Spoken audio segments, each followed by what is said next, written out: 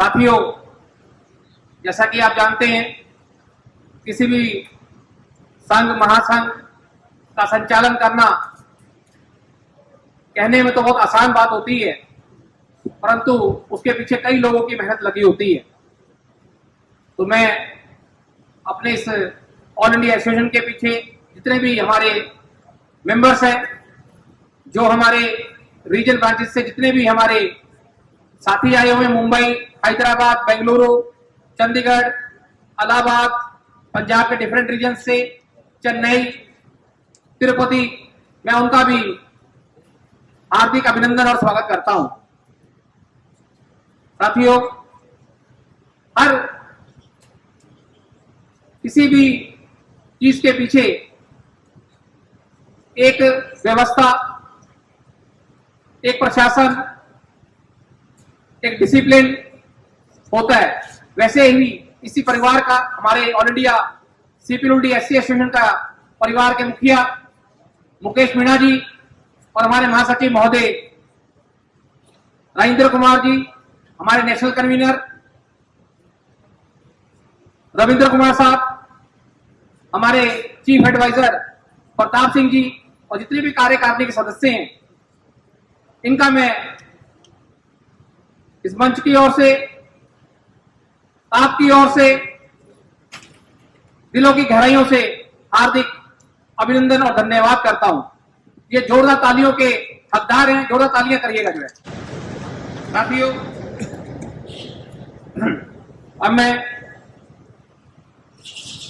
कार्यक्रम को आगे बढ़ाते हुए राजदेव साहब से रिक्वेस्ट करूंगा कि मंच पे आए और दो शब्द कहेंगे। राजदेव साहब, एडी सर, जोरदार तालियां सर।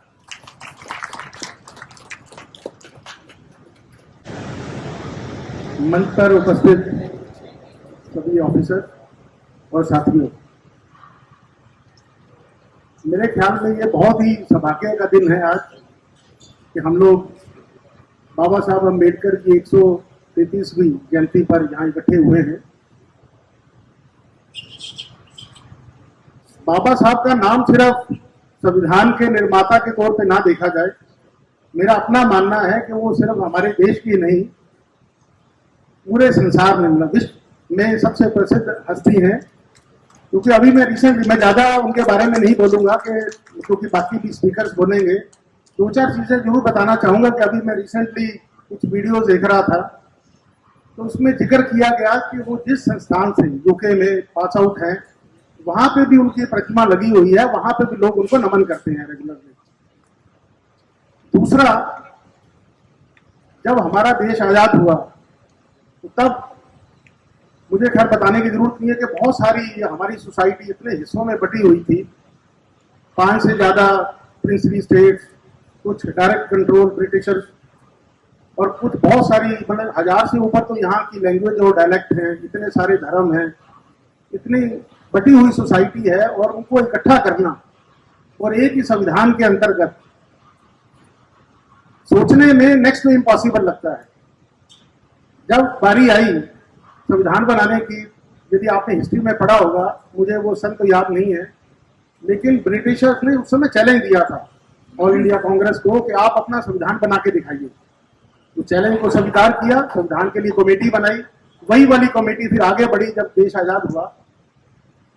तब वर्ल्ड ओवर ये चर्चा थी कि ये इतनी बटी हुई सोसाइटी अपना कैसे संविधान बना सकते हैं। संविधान बना, 2-2.5 साल लगे। उस समय भी ये था कि कितने साल चलेगा, डाउट थे, वर्ल्ड ओवर डाउट था कि इतनी बटी हुई सोसाइटी और ये कैसे आगे बढ़ेगी।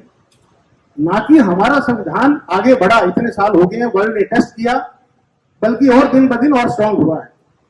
उसका एक छोटा सा एग्जांपल है कि यदि आप हमारे ही पड़ोसी देश से कंपेयर करें कि वो भी आजाद हमारे साथ ही हुए, उनको संविधान बनाने में 10 से ज्यादा साल लगे, लेकिन उनकी सरकार 10 साल से ज्यादा नहीं चल पाई संविधान के मुताबिक।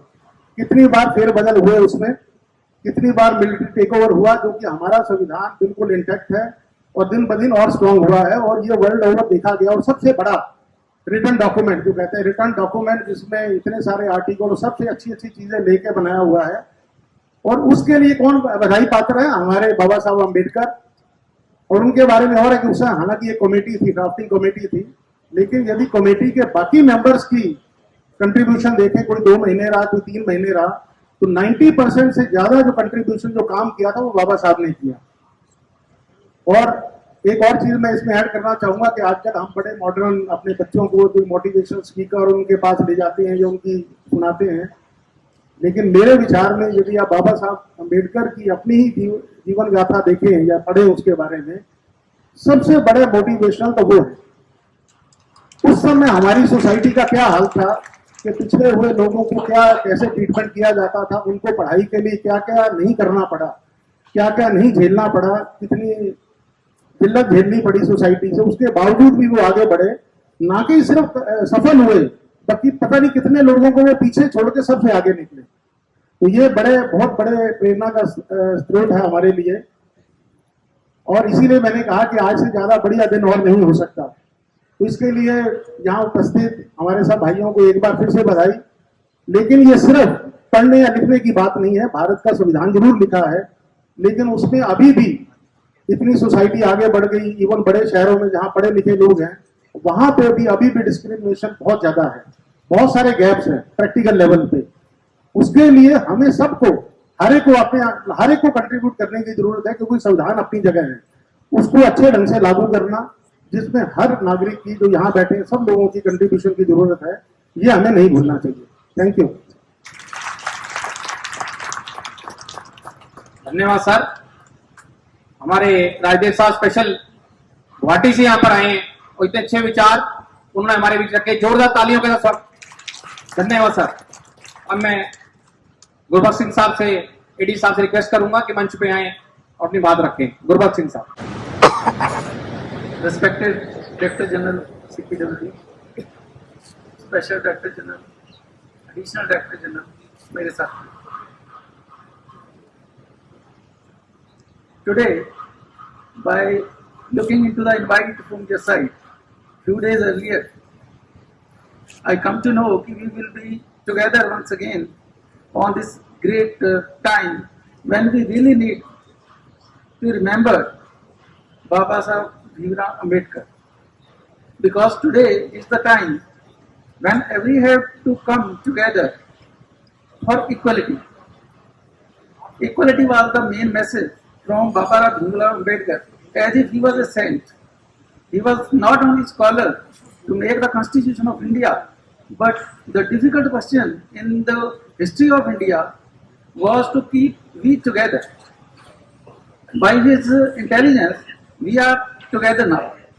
It's very difficult for even in a family, how a father will make the rules in his family so that any of the downtrodden son do not leave behind the another son who is very intelligent and having better opportunity.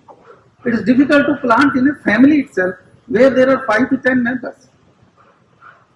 We can certainly bow our head to the greatness of our nation builder, Baba Saheb Bhimrao Ambedkar, who has given us a constitution which is top in the world. And all the castes in India, they get the opportunity because of this reservation which was actually considered by him. Once in an area which is not developed because of the regions best known to the society, if one person performs in that area, it becomes a guide for the all other persons. That is why this formula was devised in Indian history, that to keep everybody a part of the government services. This great idea of reservation was conceived by him, and today we see the representation of full of India, and we feel proud that our all areas, all constitution, all languages, and we together are one family. This was the great achievement done by him. We should all, I should personally thank to our organization who has made this event successful here and invited me. I am very, very thankful for that. Thank you so much. Thank you sir.